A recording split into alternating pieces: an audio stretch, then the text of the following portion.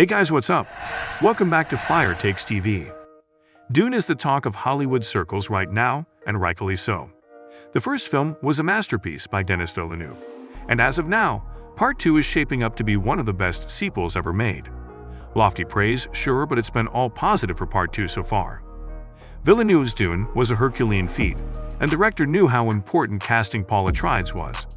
After Robert Downey Jr. nailed Iron Man and kicked off the MCU in style, Villeneuve honed in on who he deemed the right man for the job, and he was right.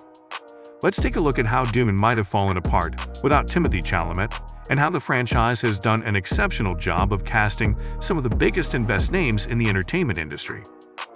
Dune would not have been possible without casting Timothée Chalamet, says director Denis Villeneuve.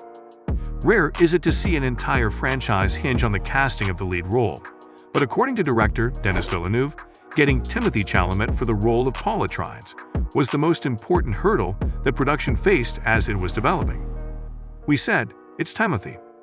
We didn't have a plan B. Honestly, if he had said no, I don't know what I would have done. There would be no Dune, maybe, the director said. Studios and directors always have stars in mind for roles, but it's rare that everything falls into place so perfectly. Quentin Tarantino infamously had a massive list of potential performers for his roles in Pulp Fiction, but he did not land all of his top picks. To see Villeneuve put all his eggs in the Chalamet basket was bold, but the director knew what he was doing. Of course, Paul has all of those techniques that make him a very dangerous fighter, but it doesn't rely on external muscles. How can I say it? I was like Paul. I looked like Timothée when I was 16 years old, so maybe it's like vengeance. I created my hero. He looks like what I used to look like, and he's kicking the ass of the big guys, you know?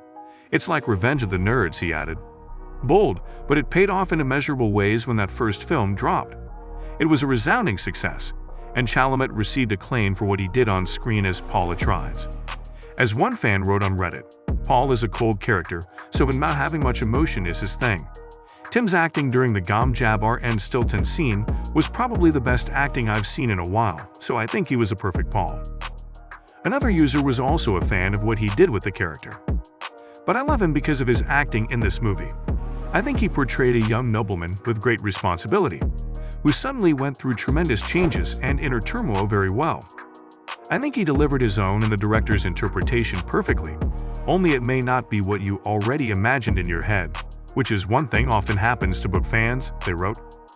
Of course, one look at the casting for the franchise as a whole will reveal a star-studded list that has all excelled with Villeneuve's direction.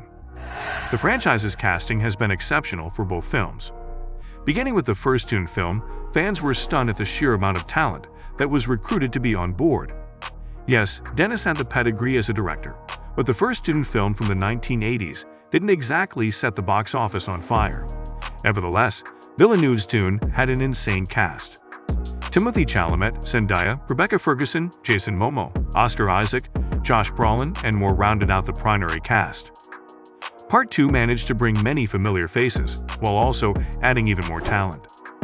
Timothée Chalamet as Duke Paul Muad'Dib Atreides, Zendaya as Chani, Rebecca Ferguson as Lady Jessica, Josh Brolin as Gurney Halleck, Austin Butler as Neb Baron Feed Rotha Harkonnen, Florence Pugh as Princess Irulan Corrino, Dave Bautista as Count Glosser Rabin, Christopher Walken as Padishah Emperor Shadon IV Corrino, Leia Seydoux as Lady Margaret Fenring, Suhail Yaqub as Shishakli, Stellan Skarsgård as Baron Vladimir Harkonnen, Charlotte Rampling as Reverend Mother Gaius Helen Mohiam, Javier Bardem as Stilgar, and Anya Taylor-Joy as Aelia Atreides are all on board for the sequel. That's an unbelievable number of major names, and this list alone shows why people were getting so excited for the film. Throw on some early buzz in Dune.